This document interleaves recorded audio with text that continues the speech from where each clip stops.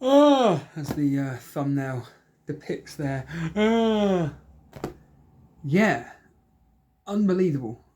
Harry Maguire scoring a winner for Man United against Liverpool at Anfield.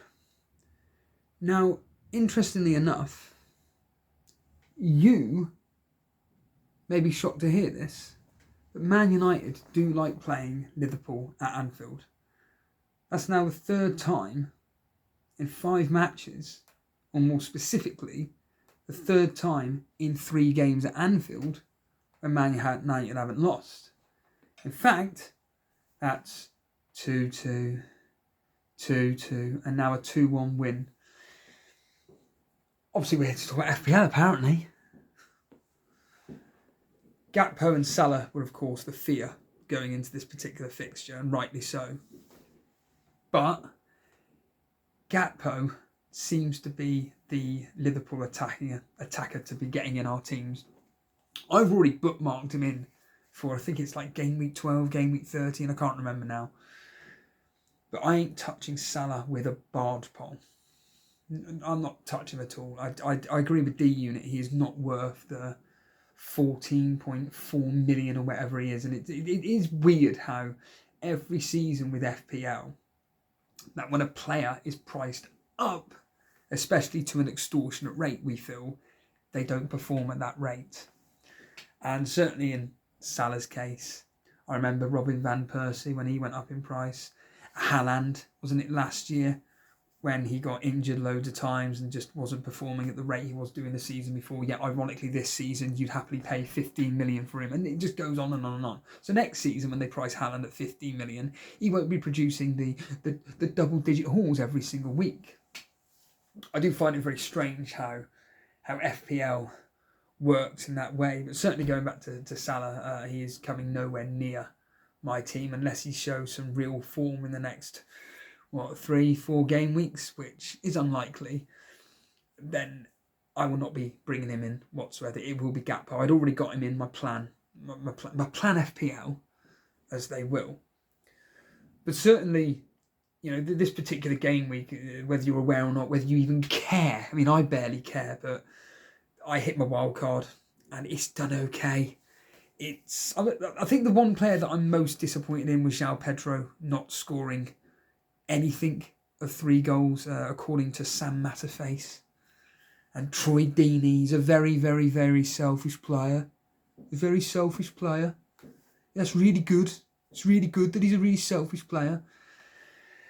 Yeah, he's a really selfish player. Say that again, Steve. Selfish.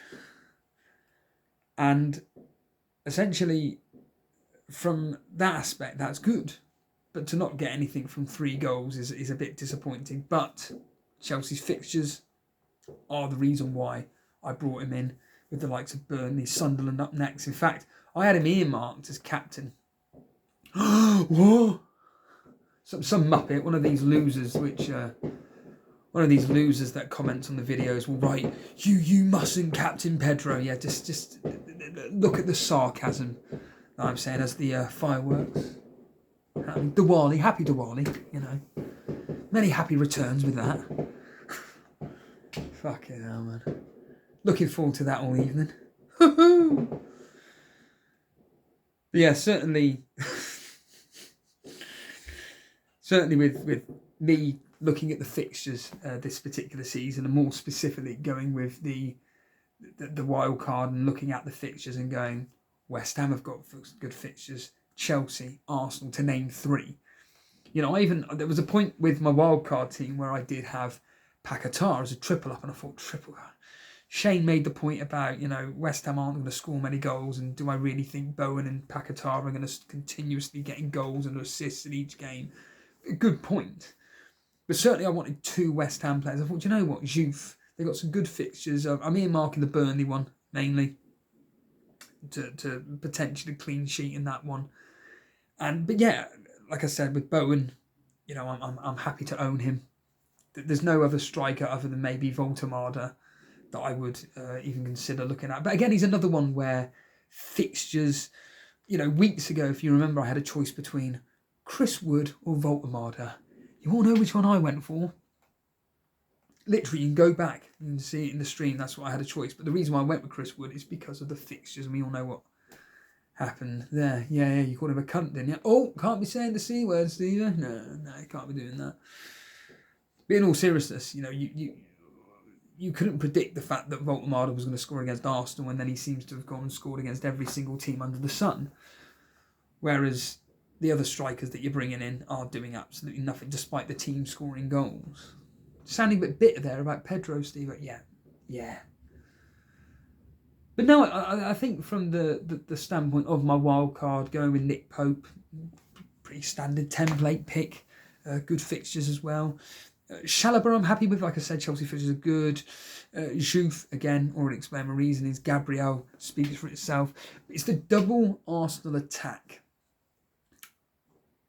A bit frustrating that Eze came off. I can see that Eze is a top quality player. There's no denying it. There was a few moments of brilliance last night from him where I thought he's looking really confident. I think that unlike with Wirtz or Dewsbury Hall, for instance, because of the quality player in front of him, the likes of Saka, Trossard, if he's on the pitch with Martinelli, even linking up with Havertz wherever he's back, it could be a gold mine for Eze. But certainly a bit disappointed he came off, but whatever, these things will happen. Could I have simply gone with the Timber and Gabriel double up? Yes. As James from Juice says, producer James, yes, you could have done, yes. But I thought, do you know what? I want to go slightly different. Because I think their upcoming matches, Crystal Palace up next, I expect it to be a high-scoring game, to be honest with you. I expect Arsenal to score 3, if not 4 goals. Local derby, it's hardly local. South to north. North versus south, if you will. But I do think that certainly the game will contain goals. I mean, we saw what happened yesterday, for instance. I see Semenyo's assist has been chalked off. It's laughable, isn't it? Because you genuinely, like people like Shane, for instance, you genuinely have the opinion of, you know what, I'm going to go against Semenyo. I don't like their fixtures. They're not brilliant. So I'm going to get rid of him. Now, I did the same thing. I initially had Semenyo out my team and I had Paquetá in. But I also had Reinders as well.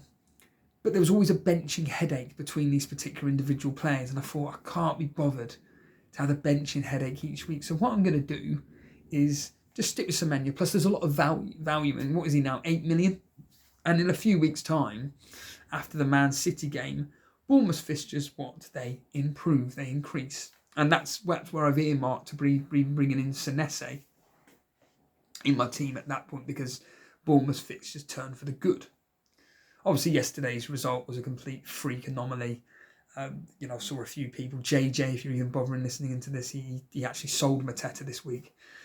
But you could not see him scoring a hat-trick. And sometimes I do find with FPL, sometimes it's just maybe just stick with a team for a few weeks, and once you've built up 3 or 4 transfers, unless there's injuries or whatnot or emergency, I think just leave it as it is, and then you can go in to do like a mini wildcard and maybe even do a -4 by doing 3 or 4 transfers in one go, maybe even 5 transfers with a -4, depending on how many transfers you saved up. But it's like Gary said on the lock-in last night, we've had for any Patreon members even bothering listening into this or watching this, obviously Gary sent in a message about the fact that I was just using him as an example of an individual who uses review a lot, and made my points about people using review and whatnot. And we've had a very interesting voice messaging back and forth, and I just make the point that with things like review, it can sometimes confuse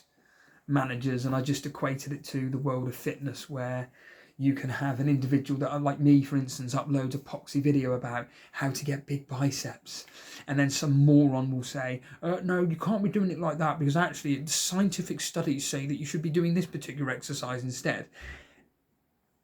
Both approaches are fine.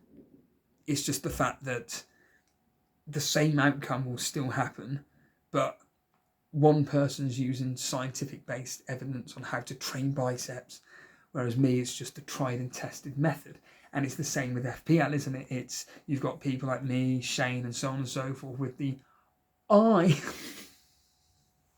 with the eye test. Whereas people like Gary, or anybody that uses algorithms, they just go, I'm just going to type in whatever I need to type in, see what the suggested transfers are. Now, admittedly, in his case, actually review was suggesting a bit like the bicep analogy, isn't it? 3 different transfers when he only had 1 free transfer. Oh, you should be doing this move. No, actually, don't do that. Do this instead. No. Actually, I'd rather you do this instead. Well, what the fuck do you want me to do? Whereas he didn't go with the advice, and if he'd have just stuck with his original thought process, which was Saka in for Fernandes, he'd be 2, maybe 3 points better off. I mean, what did Fernandes get an assist today? He may have got DEFCON, I don't know. May even got more points than Saka. I genuinely don't know. But certainly with that choice, Gary got confused because of the review suggesting, I don't know what to do. Gary didn't know what to do, so he just left the team as it is. Now he's got 2 or maybe 3 free transfers going into game week 9. And even looking at this particular game week, the history, I find it really strange with the history this season. The history's doing really, really well.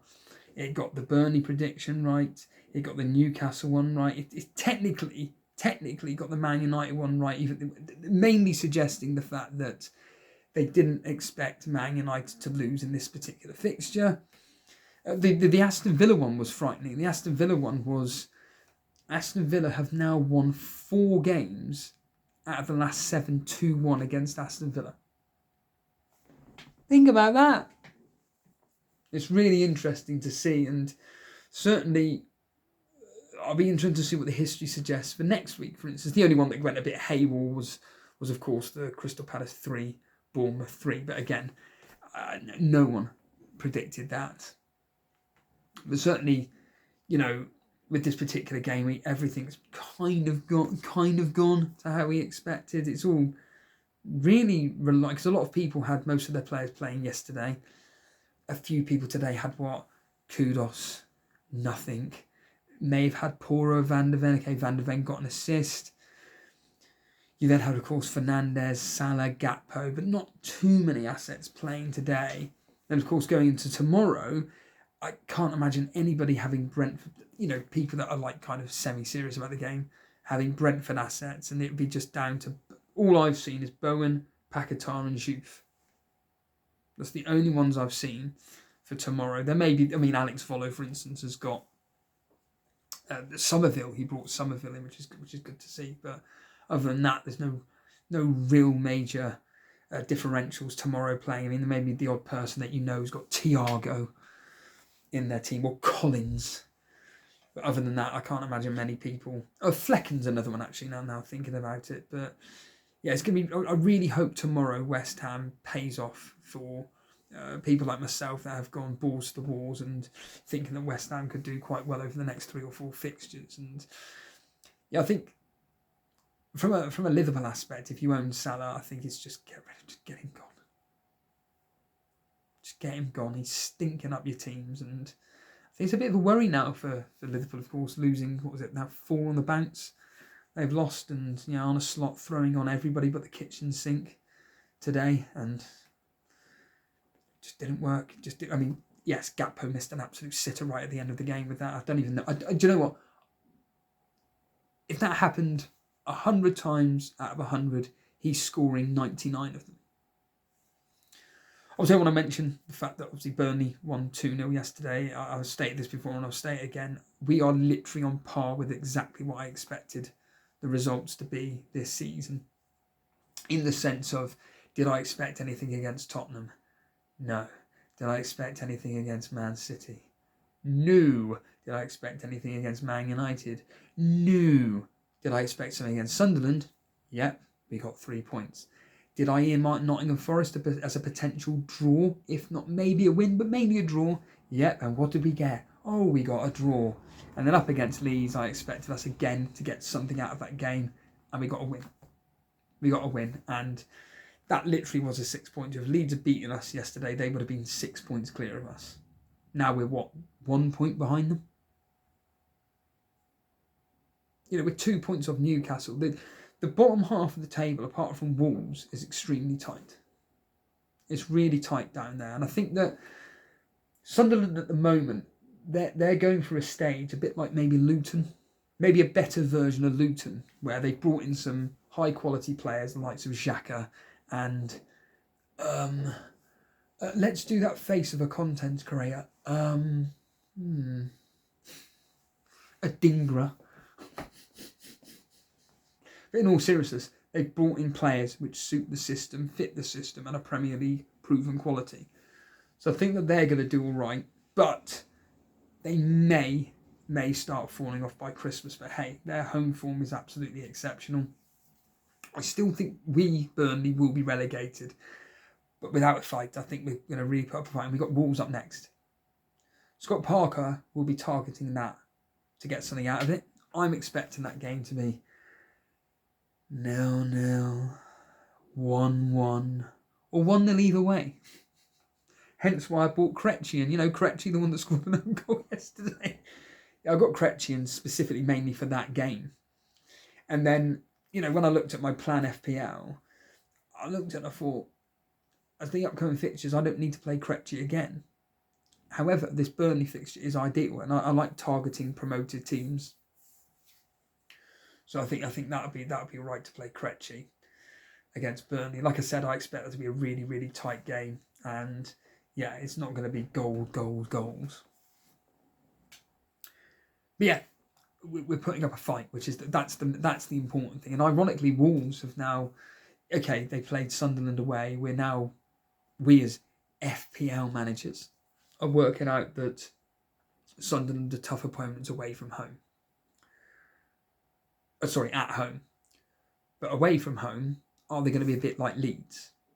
I haven't got the stats in front of me or anything like this, but I can imagine that away from home, Sunderland, a bit like Leeds, they're just going to, know what, we're just going to put all our eggs into one basket at home. So that's why I'm kind of expecting next week against Chelsea.